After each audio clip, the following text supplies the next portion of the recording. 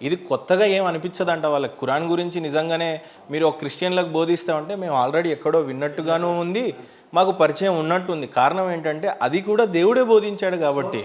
నేను చెప్పాను కదా కితాబ్ అహ్లే కితాబ్. మరి ఇప్పుడు మళ్ళీ నేను ఈ బైబుల్ని నమ్మను అనే పదం వాడకూడదు. ఈ బైబుల్ని నమ్మను, తౌరాతులో ఉందా అని మీరు నమ్మను.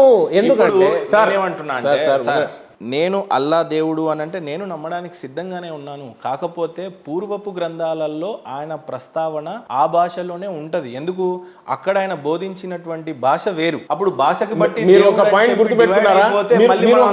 మీరు ఒక పాయింట్ గుర్తుపెట్టుకోండి, ఒక్క సింగిల్ ఎర్రర్ కానీ ఒక్క సింగిల్ కాంట్రడిక్షన్ ఉన్న whole credibility of holy Quran will loss. వినండి, same way why it is not implied to Bible, why it is not implied to Torah, why it is not implied to other books. ఎందుకు వాళ్ళు implement చేయరు దీన్ని? దాంట్లో contradictions ఉన్నాయి కదా మరి. మీరు ఎందుకంటే స్వయంగా దేవుడే ధృవీకరిస్తున్నాడు, బైబుల్ కూడా నా చేతనే వచ్చింది. ఒరిజినల్ బైబుల్ అండి బాబు. అదేనండి ఒరిజినల్. ఏదైతే చెప్పండి అన్ని ఒరిజినలే. లేదు బిలీవ్ చేయాలి. ఇది మేము చేయడానికి ఇప్పుడు తప్పు ఉండేది. మేము ఒరిజినల్ బైబుల్ ఎట్లా అంటారండి? థర్డ్ డే వెజిటేబుల్ పుట్టించి ఫోర్త్ డే సన్ పుట్టించింది దివ్య గ్రంథం అని ఎట్లా నమ్ముతారు? మేము నమ్మలేము కదా. ప్లాంట్లు ఈ రూమ్ లో పెట్టిన ఇప్పుడు సార్ సన్ రాకపోయినా అదంతా సైన్స్ మనం మాట్లాడలేము. అథెంటిక్ ఉన్నటువంటి విషయాలు మాట్లాడడం. అది ఏదో వీళ్ళు వాంటెడ్లీ చేస్తున్నారనే. వాంటెడ్లీ కాదండి. ఇప్పుడు ఇంకొకసారి దయచేసి మీరు 10వ సూరా 37వ ఆయత్ని చదివి వినిపించి దాని అర్థం కూడా చెప్పాలి మీరు ప్లీజ్. 10వ సూరా 37వ ఆయత్. అల్లాహ్ పంపిన వహీ ఆయన చేసిన బోధనలు లేకుండా రచించబడే వస్తువు కాదు ఈ ఖురాన్. ఇది పూర్వం వచ్చిన దానికి ధృవీకరణ. అల్ కితాబ్కు వివరణ. అల్ కితాబ్ అంటే మూల గ్రంథం. మూల గ్రంథాలు అంటే ఏమేమి ఉండొచ్చు? అంటే దైవం భవిష్యత్తులో మానవాళికి వచ్చేటువంటి సందేశం అన్నిటి యొక్క మూల గ్రంథం ఒకటి అనమాట. ఆ మూల గ్రంథాన్ని నుండి ఆయా కాలాల్లో వచ్చాయన్నమాట. దాన్ని అల్ కితాబ్ అంటారు. అల్ కితాబ్ అంటే మూల గ్రంథం అని. దాని నుండి ఖురాన్ కంటే పూర్వం కూడా గ్రంథాలు వచ్చాయి. అంటే పూర్వపు గ్రంథాలను ధృవీకరిస్తున్నట్టుగా. ఓకే, 16వ సూరా 44వ ఆయత్. పూర్వపు ప్రవక్తలను కూడా మేము స్పష్టమైన నిదర్శనాలతో గ్రంథాలతో పంపి ఉన్నాము. ఇప్పుడు పూర్వపు ప్రవక్తలను కూడా మేము స్పష్టమైన నిదర్శనాలతోనూ గ్రంథాలతోనూ పంపి ఉన్నాము. వేరే గ్రంథం అనే అర్థం అక్కడ. సో పూర్వపు వచ్చినటువంటి గ్రంథాలను మనం విశ్వసించాల్సిందే, పూర్వపు ప్రవక్తలను కూడా విశ్వసించాల్సిందే. రైట్. ఇప్పుడు పూర్వపు అంటే సరదాగా మీ చేతిలో తౌరాత్ లేదు ఇప్పుడు, కాబట్టి అందులో ఉందో లేదో తెలియదు కాబట్టి మనం మాట్లాడాల్సిన పనిలే. హోల్ బైబుల్లో ఆయన ఎక్కడైనా సరే అంటే పూర్వపు గ్రంథాల్లో దేవుడు ఎవరికైనా ఒకడే దేవుడు కాబట్టి అక్కడ కూడా ఆయన పేరు ప్రస్తావించి ఉందా? ఏ బైబుల్లో ఉందో చెప్పండి, ఒరిజినల్ అయినా ఏదైనా. నేను అనాలనుకుంటా సో ఏ గ్రంథాల్లోనైనా దేవుడి యొక్క పేరు లేదు అని అంటే ఇదేదో నేనేదో కల్పించినటువంటి ఉద్దేశం కాదు, ఖురాన్లో ఉంది అది అంటున్నా నేను. అండి మేము కూడా నమ్ముతాము. యెషువా వారికి ఇచ్చింది ఇంజీలు అరామిక్లో ఆయనకి ఇచ్చింది. ఎందుకంటే ఆయన మాట్లాడేది అరామిక్. చూసే వాళ్ళకి వదిలేద్దాం సార్, అరామిక్ ఇప్పుడు లేదు కదా, కష్టం. అరామిక్ 136వ ఆయత్. 4వ సూరా 136వ ఆయత్. దేవుడికి పేరు లేకపోతే మనం అందరము ఆరాధిస్తున్నది కరెక్ట్ అయిన దేవుడిని అని అర్థం నా ఉద్దేశంలో.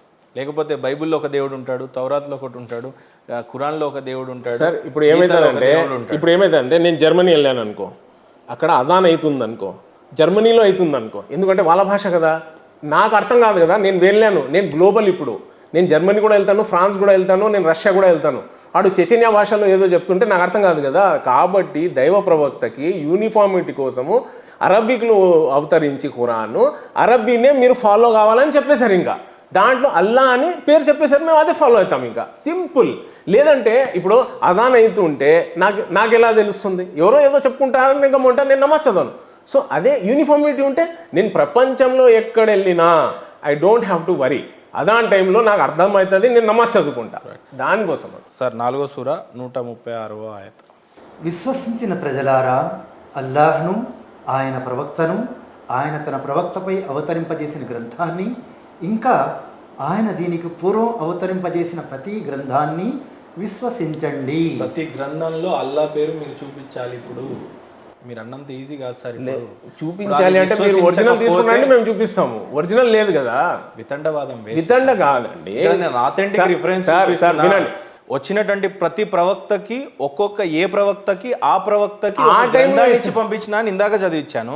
ఇప్పుడు ఏమని చదివించా, ఏ గ్రంథం అయితే ఉందో దాన్ని విశ్వసించాలి, ప్రవక్తను విశ్వసించాలి. ఇప్పుడు మీరు యేసు ప్రభుల వారిని కూడా ప్రవక్త అన్నప్పుడు, ఆయన తెచ్చినటువంటి బైబిల్ని కూడా విశ్వసిస్తున్నప్పుడు, ఆ బైబిల్లో అక్కడ కొత్త దేవుడు ఉండొద్దు మరి ఖురాన్ ప్రకారంగా, అక్కడ కూడా అల్లానే ఉండాలి.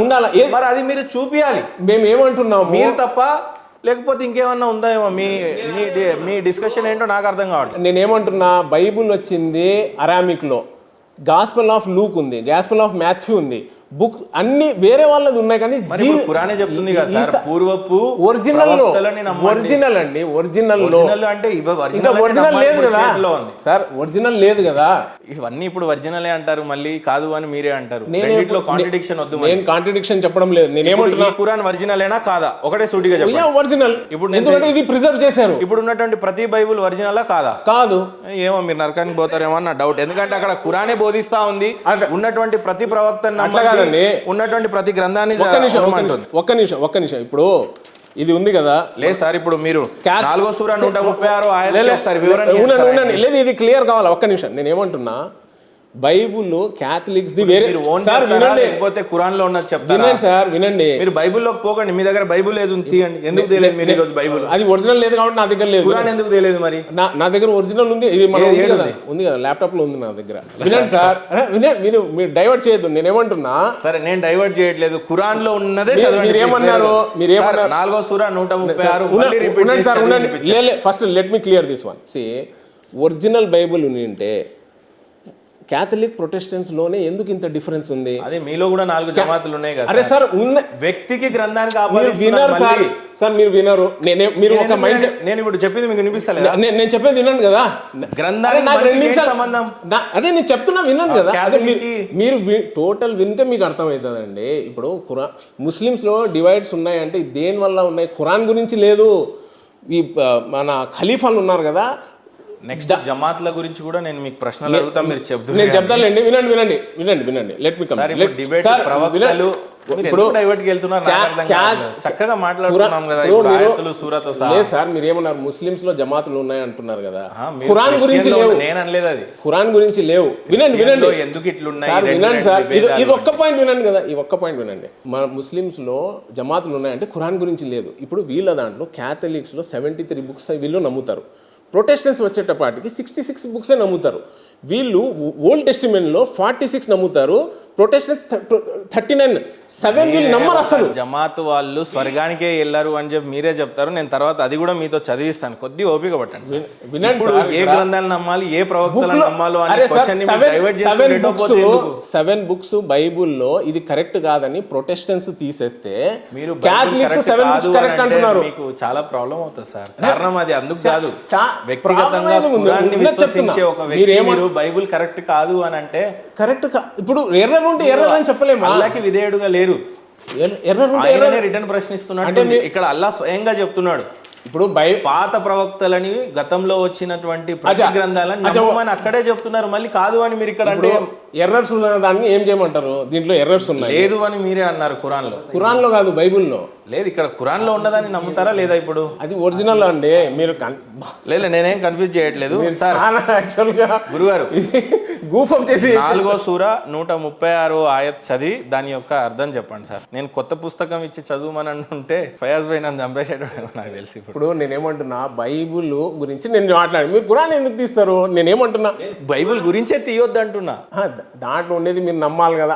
దాంట్లో ఏమైనా తప్పు ఉంటే నమ్మమంటారా? లేదు. ఇప్పుడు మార్కులో ఏముందంటే సార్ కర్మ క్రియ మీరు కాదు, నేను కాదు. కాబట్టి సార్ వినండి, ఈ ఒక్క పాయింట్ వినండి. పోనీ ఈ ఒక్క పాయింట్ వినండి.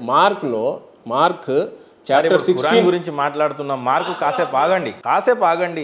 ఇవి 2 ఆయత్ సూర అయిపోతే కొద్దిగా మీరు కూడా సైలెంట్ అయ్యి మళ్ళీ దాని మీదనే మాట్లాడుకుందాం. ఎందుకంటే మనం ఆథెంటిక్ ఇన్ఫర్మేషన్ మీద పోతున్నప్పుడు ఎందుకు సైడ్ ట్రాక్ అని నా ఉద్దేశం. 4వ సూర 136 ఆయత్ యొక్క మీనింగ్ చెప్పండి సార్. విశ్వసించిన ప్రజలారా, అల్లాహ్ను, ఆయన ప్రవక్తను, ఆయన తన ప్రవక్తపై అవతరింపజేసిన గ్రంథాన్ని, ఇంకా ఆయన దీనికి పూర్వం అవతరింపజేసిన ప్రతి గ్రంథాన్ని విశ్వసించండి. అంటే పూర్వపు ప్రవక్తలని పూర్వపు గ్రంథాలని పూర్తిగా విధేయతతో అనుసరించి విశ్వసించమని అంటున్నారు. దీనికి అర్థం ఏమిటంటే ఖురాన్ మాత్రమే దైవ గ్రంథం కాదు, దీనికి పూర్వం కూడా మానవులకు మార్గం చూపించడానికి దేవుడు గ్రంథాన్ని అవతరింపజేశాడు.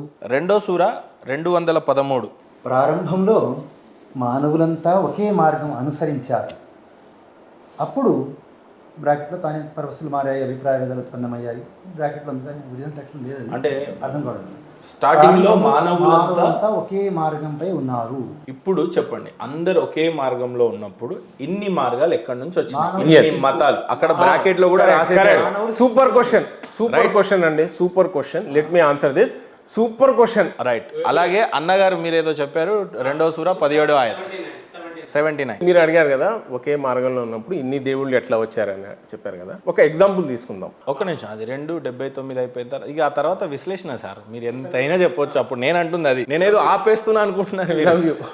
2వ సూర 79వ ఆయత్. షరియత్ గ్రంథాన్ని స్వహస్తాలతో రచించి తద్వారా తుచ్చ ప్రయోజనం పొందే నిమిత్తం ఇది అల్లా నుండి వచ్చింది అని ప్రజలకు చెప్పేవారికి నివాసం తప్పదు. అంటే ఇది పైన యూదుల గురించి అనమాట. యూదులు ఏం చేసేవారంటే తప్పుడు గ్రంథాన్ని రచించి ఇది అల్లా నుంచే వచ్చింది అని చెప్పేసి మార్గభ్రష్టులను చేసే ఇది. రైట్. ఇప్పుడు మధ్యలో అనేక గ్రంథాలు వచ్చాయి, కానీ మోసెస్కి వచ్చినటువంటిది ఏంది అనేది ఖురాన్ చెప్తుంది. మీరు చప్పట్లు కొట్టి సంకల్పాదుకోవడం ఏముంది అక్కడ? దాంట్లో ఉంది కదా వాళ్ళు రాశారని. ఏదొచ్చింది? ఇబ్రాహింకి ఏమొచ్చింది? వాళ్ళు బెనిఫిట్ కోసం, డబ్బుల కోసము వాళ్ళు రాసి దేవుడు రాశారని చెప్పారు గురించి చెప్పింది సార్. కానీ ఈసాకి మోసెస్కి వచ్చింది ఏ గ్రంథమో అక్కడ అథెంటికేషన్ ఉంది. మార్గభ్రష్టులు మీ మనసుకు అర్థమైంది, మీ మనసును అడగండి. నాకు చెప్పే అవసరం లేదు సార్, మీ మనసును అడగండి. ఎవరిని మోసం చేసుకోలేరు, మిమ్మల్ని మీరు మోసం చేసుకోలేరు. ఆ దేవుడికి తెలుసు, మీ మనసుకు తెలుసు. ఆ దేవుడికి తెలుసు. ఒక పొద్దులోనా నేను మీకు చెప్తున్నా చూడండి, దేవుడికి తెలుసు, మీ మనసుకు తెలుసు. నేనేమంటున్నా, భయ్ పుస్తకాలు వచ్చాయి, మేము దానికి ఖురాన్ ఎట్లా, మేము ఖురాన్ నేను చెప్తుంది అదే సార్. ఖురాన్ మేము ఎట్లా, పండితులు పాస్టర్లు వాళ్ళ ఇష్టానికి కొన్ని గ్రంథాలు రాసి అది దేవుడి నుంచే వచ్చింది అని చెప్పేసి మోసం చేసి వాళ్ళ జేబులు నింపుకున్నారు. ఈ రోజు కూడా అదే జరుగుతుంది. మీరు హోమం చేయండి మీకు ఇది అయిపోతుంది. వాళ్ళకు కూడా నేను చెప్తున్నా, అట్లా స్వలాభాల కోసము ముస్లిమ్స్ ఇప్పుడు కరెక్ట్. క్రిస్టియన్లు అయినా ఏం చెప్తున్నారు ఇప్పుడు? క్యాన్సర్ తగ్గిపోతుంది, దేవుడు నామంలో మీకు క్యాన్సర్లు తగ్గిపోవును గాక అని అంటాడు. ఆడ పొద్దున వచ్చి అబద్ధపు స్టోరీలు చెప్తా ఉండే సాక్ష్యంలు కూడా వింటా వేరే వాళ్ళ. కాకపోతే ఈసా, మోసెస్ వీళ్ళందరికీ ఆథెంటిక్ గా ఏ గ్రంథాలు వచ్చినాయి అనేది ఖురానే చెప్తుంది. దానికి మీరు నేనేమి అబద్ధంగా చెప్పాల్సిన అవసరం లేదు. అది వాస్తవమే, అది వాస్తవం, నేను కూడా బిలీవ్ చేశాను. బట్ దీంట్లో ఒక కరెక్షన్, ఖురాన్ లో ఎవ్వరు చేంజ్ చేయలేరు అని నేను నమ్ముతున్నాను సార్. ప్రళయ దినం వరకు చేయరు, ఎవ్వరు చేయలేరు కూడా. ఇప్పుడు నాకు 2 ఆన్సర్లు చాలా స్పష్టంగా ఇవ్వండి. ఇందాక నుంచి నేను సూర ఆయతులు మీకు ఇచ్చినటువంటి రిఫరెన్స్ వేరే పుస్తకాల నుంచా ఖురాన్ నుండా? ఖురాన్ నుంచే. నేను ఇచ్చినటువంటి సూర ఆయతులకు అర్థాలు ఏంటి? పూర్వపు గ్రంథాలు విశ్వసించమని, పూర్వపు ప్రవక్తలని విశ్వసించమని. ఒరిజినల్. రైట్. ఒరిజినల్లలో అక్కడ పేర్లు అనేకంగా మారి ఉన్నాయి, దేవుడి పేర్లు. అలాగే ఖురాన్లో కూడా ఇన్ని పిలుపులని ఉన్నాయి ఆల్రెడీ. కరుణామయుడు అని ఉంది, అదని ఉంది, ఇదని ఉంది. పిలుపులు వేరు, పేరు వేరు అనేది నా ఉద్దేశం. ఇఫ్ ఇట్ ఈస్ దేర్, ఆ పుస్తకాల్లో కూడా దేవుడి పేరు వేరే వేరే ఉన్నాయి. మరి యెహోవా అని ఒక చోట ఉంది. అనుకోవడం వేరు అండి, అనుకోవడం వేరు. కానీ మళ్ళీ మీరు తప్పుగా పెట్టొద్దు. అక్కడ బైబుల్ని విశ్వసించమని ఖురానే చెప్తున్నప్పుడు యెహోవాని మీరు దేవుడు అని నమ్ముతారా? మేము విశ్వసిస్తున్నాము బైబుల్ని. విశ్వసించని ముస్లిమే కాదు, అంగీకరిస్తున్నారా లేదా? నేను మళ్ళా కల్మా చదువుకోవాలా? ఒకవేళ నేను విశ్వసించకపోతే బైబుల్ని, తౌరాని, జబూర్ని నేను మళ్ళా కల్మా చదవాల్సి వస్తుంది. మళ్ళీ దేవుడి పేరు మీరు అల్లాహ్ ఇక్కడ చెప్పేస్తున్నారు, బైబుల్ని చెప్పాను. ఉంది మరి దేవుడి పేరు సార్, అది ఒరిజినల్ కాదు కదా సార్. ఒరిజినల్ బైబిల్ ఎక్కడుంది? లేదు కదా. ఇప్పుడు మనిషిలో అందరిలో ఒరిజినల్ ఖురాన్ ఉంది, ఖురాన్ ఒక్కటే ఉందండి. ఇదే ఇదే ఇదే వితండవాదం. ఇది ఎట్లా అక్కడ కూడా ఉంది సార్? లేదు సార్. ఒరిజినల్ సార్ మీరు చెప్పండి, ఒరిజినల్ తౌరాత్ ఉందా? నా దేవుడే గ్రంథం, ఒరిజినల్ తౌరాత్ ఉందా? దేవుడు ఒరిజినల్ బైబిల్ ఉందా? మీరు చెప్పండి. నేనే, మా గురువు గారు చెప్తారు. ఖురాన్ ఉన్నప్పుడు ఒరిజినల్ బైబిల్ ఉన్నట్టే లేదండి. ఇప్పుడు దీంట్లో ఇప్పుడు ఇది బైబిల్లో సరే, ఇది కూడా నేను ఆడియన్ మీద వదిలేస్తాను. నేను ఒక పాయింట్ ఇప్పుడు బైబిల్లో వీళ్ళని అవ్వదలుచుకోలేదు. సార్ వినండి, బైబిల్లో ఏముందంటే గాస్పుల్ ఆఫ్ మార్క్ గురుగారు ఏదో చెప్పాలని కొద్దిగా ఒక్క నిమిషం let me come. Gospel of Mark chapter 16 verse number 17-18లో ఏముందంటే నిజమైన క్రిస్టియన్ అయితే అతను పాయిజన్ తాగినా చనిపోడు అని ఉంది. నిజమైన వాడు అసలు ఉంటే నిజం ఇది ఫాల్సిఫికేషన్ టెస్ట్ అంటారు. ఏదో చెప్పండి. ఇప్పుడు చూడండి, ఇప్పుడు రాసుకుంటారు కరెక్ట్. ఇప్పుడు gospel of Mark MARK Mark chapter 16 verse number 17-18 చదవండి. మీరు చదవండి సార్. మీరు ఎవరి ఇన్నోవేషన్ కి వాళ్ళే బాధ్యులు. And the signs will accompany those. లేదు, ఫస్ట్ చదవండి. ఏం చదువుతున్నారు? బైబిల్లో ఉన్న మార్కు సువార్త 16వ వచనం నుంచి 17వ వరకు చదువుతున్నారు. అక్కడ చదవండి English. They will speak in new tongues. ఇక్కడ ఫుల్ లేదు, అక్కడ అన్య భాషల గురించి ఉంది. మార్కు 16-17లో అన్య భాషలు అని అంటే దేవుడి యొక్క ఉండండి ఒక్క నిమిషం ఉండండి. 10 కమాండ్మెంట్లు అది కూడా ఉండండి సార్, నేను చూపిస్తాను మీకు. ఉండండి. దేవుడి నుంచి స్వస్థత ఇది మీరు భాషలు ఉన్నాయి. ఇది మీరు గూగుల్ ద్వారా చెప్పారు కదా. మీ ల్యాప్టాప్ కూడా అదే చెప్తుంది కదా. నేను చెప్తాను కదా, మీకు చూపిస్తాను కదా. మీరు ఖురాన్ తెలియదు, బైబిల్ తెలియదు, ల్యాప్టాప్ లో ఉందన్నారు, నేను దాంట్లోనే కొట్టాను. ఇది చదవండి సార్, ఇది ఫుల్ ఉంది. ఇది ఫుల్ ఉంది, చదవండి. ఇది చదవండి. మీరే చదవండి, మీ ఇన్నోవేషన్ కి మీరే బాధ్యులు. మీరు నాకు ఇచ్చినప్పుడు సార్ మీరు చదవండి సార్. రిఫరెన్స్ ఎవరు ఇస్తారో వాళ్ళే చదవాలి. సరే వినండి. నేను వేరేగా చదువుతాను కావచ్చు, మళ్ళీ మీరు ఫీల్ అవుతారు. ఇప్పుడు and if they drink any deadly thing it will not harm them. ఇది మార్కులో ఏదైనా విషయం అంటున్నారా, ఏమంటున్నారా? నేపథ్యం వేరు. డెడ్లీ థింగ్ అంటే దేవుణ్ణి నమ్ముకున్నటువంటి పరీక్షా కాలంలో వాళ్ళు నా మీద నమ్మకం ఉంచి ఏది తాగినా వాళ్ళకి ఏమి కాదు, ఏ హాని జరగదని ఉంది. సరే, ఇప్పుడు ఇట్లా ఉన్నప్పుడు ఒకరు ఎవరైనా నిజమైన ఉంటే తాగి చూపించండి కదా. అవును, ఈ రోజులలో అది లేవు. అంటే నమ్మే వాళ్ళు లేరా? అయితే వినండి, నేను చెప్పేది. అల్లాని మీరు విశ్వసిస్తున్నారు అయితే మీరు 12వ ఫ్లోర్ నుంచి దూకి సావండి. నిజంగా దేవుడు ఉంటే అట్లా ఖురాన్లో లేదు. మరి అదే నేను ఫ్లోర్ దూకుమని ఖురాన్లో లేదు, అది ఉంది కాబట్టి మేము మిమ్మల్ని అప్పట్లో మోజెస్తో డైరెక్ట్ గా దేవుడు మాట్లాడే నేపథ్యాలు వేరు, రాజులతో మాట్లాడే నేపథ్యాలు వేరు, అనేక విషయాలలో పరిశుద్ధాత్మ వచ్చి మాట్లాడింది వేరు. మీరు ఇందాకనే గ్రాబ్రియల్, జీబ్రియల్ అనేక దైవదూతలను కూడా నమ్మాలి అని మీరే చెప్పారు.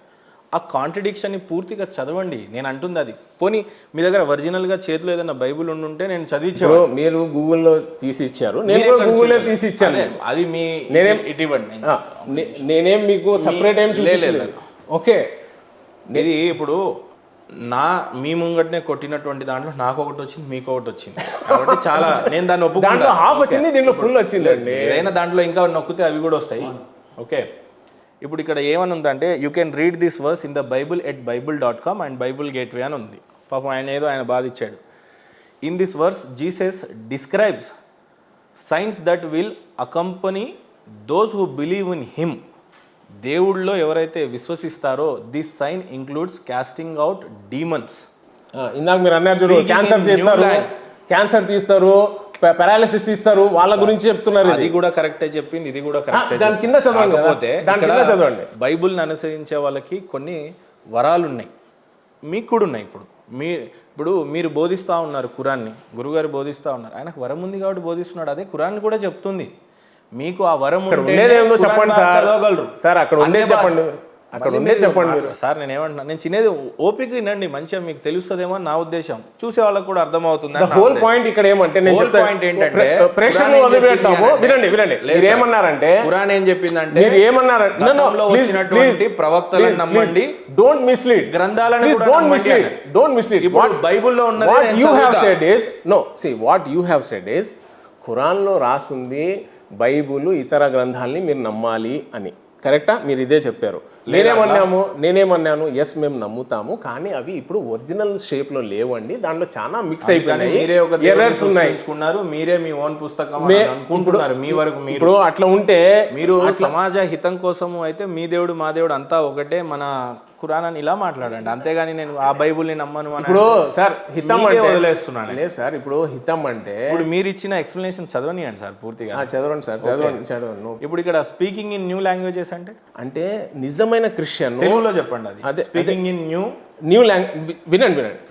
నిజమైన క్రిస్టియన్ ఎవరంటే అతను ఫారిన్ లాంగ్వేజెస్ మాట్లాడాలి. అంటే ఇక్కడ క్రిస్టియన్ ఎవరైనా వాడు కరెక్ట్ క్రిస్టియన్ అంటే అతను జర్మనీ కూడా మాట్లాడాలి అప్పుడు. కానీ ఇక్కడ దీని అర్థం చెప్పండి సార్. అదే చెప్తున్నా, స్పీకింగ్ ఇన్ లాంగ్వేజెస్ అంటే స్పీకింగ్ ఇన్ న్యూ లాంగ్వేజెస్ కాదు, న్యూ లాంగ్వేజెస్. లేదు సార్, ఇక్కడ స్పీకింగ్ ఇన్ న్యూ లాంగ్వేజెస్ అర్థం ఏంటి అంటే జర్మనీ మాట్లాడొచ్చు, ఫ్రాన్స్ మాట్లాడొచ్చు, ఏదైనా మాట్లాడొచ్చు. బైబుల్ చదివిన వాళ్ళు చాలా నవ్వుతారు, మీకు తెలియదు ఈ విషయం, ప్లీజ్ దయచేసి. అన్య భాషలు అని దాని అర్థం. అన్య భాషలు అంటే తెలుసా? వేరే భాషలు అండి. అన్య భాషలు ఆయనకు కూడా తెలియదు ఆయన ఏం మాట్లాడుతున్నాడు. ఆయనకు కూడా తెలియదు ఆయన ఏం మాట్లాడుతున్నాడు. అన్య భాషల యొక్క వరం ఏంటి అని అంటే ఆయన దేవుడితో మాట్లాడుతున్నాడు అని అర్థం. అది అన్య భాషలు దేవుడితో ఎట్లా మాట్లాడతారు మీకు తెలియదు, చదువుకోండి. అందుకే నేను చెప్తున్నాను, తెలియకపోతే తెలియదు అని చెప్పి. ఇది ఎట్లుందంటే సర్పెంట్స్, అదే ఇందాక మీరు చెప్పారు కదా, క్యాన్సర్ పోతుంది, అది థాంపు అని చేసేవాడు డాన్స్ చేసుకుంటాడు చూడు. ఇప్పుడు నేను తెలుగులో వినిపిస్తాను ఇది. ఓకే, మార్కు సువార్త 16:17 తెలుగులో ఏ రకంగా ఉందో ఆల్రెడీ దీని కింద క్రిస్టియన్ సోదరులు చాలామంది కూడా దీని గురించి చాలాసార్లు పాస్టర్లు వేదికల మీద గంటలు బోధిస్తూ ఉంటారు. స్వస్థత వరాల గురించి, అన్య భాషల గురించి, లేకపోతే దేవుడు నామంలో దయ్యాలను కూడా వెలుగొట్టినటువంటి అనేక సూచక క్రియలు జరుగుతాయి అని కూడా ఉంది. సో అది దాన్ని ఉద్దేశించినటువంటి వర్డ్ ఇది. మార్కు 16:17లో నమ్మిన వారి వలన ఈ సూచిక క్రియలు కనబడును అంటే దేవుణ్ణి నమ్మి విశ్వసించి దేవుడు నామంలో ఈ అద్భుత కార్యాలు చేయగలరంట. అంటే ఆయన సొంతంగా కాదు, దేవుడు నమ్మి ఆయన చేసే ఈ నిజమైన క్రిస్టియన్ అని కనబడును. ఏవనగా నా నామమున దయ్యాలను వెళ్ళగొట్టుదురు. ఆయన యొక్క నామంని చెప్పి దయ్యాలను వెళ్ళగొడతారు. క్రొత్త భాషలు మాట్లాడుదురు. కొత్త భాషలు అని అంటే మీరు అనుకుంటున్నది కాదు. కొత్త భాషలు అంటే ఆయన తమిళ్, ఉర్దూ అంటే ఏ రకంగానూ ఆయన మాట్లాడాడు. దేవుడి యొక్క పరిశుద్ధాత్మ వలన కొత్త భాషలు మాట్లాడుతున్నారు. దీని గురించి చాలా పెద్ద పారాగ్రఫీ ఉంది. మనం ఓన్లీ 16-17 చదివితే కొంత కన్ఫ్యూజన్ అయితే అవుతాం. అంతేగాని వాళ్ళు ఈజిప్ట్ మాట్లాడతారు, ఏమి ట్రై చేసినా వాడు ఈజిప్ట్ మాట్లాడలేడు. ఎన్ని తల కింద తపస్సు చేసినా వాడు ఏం మాట్లాడతాడో వానికే తెలియదు అని ఉంటుంది అన్య భాషల గురించి. నేను చదివింది అయితే నెక్స్ట్ ఇది ఉంటుంది.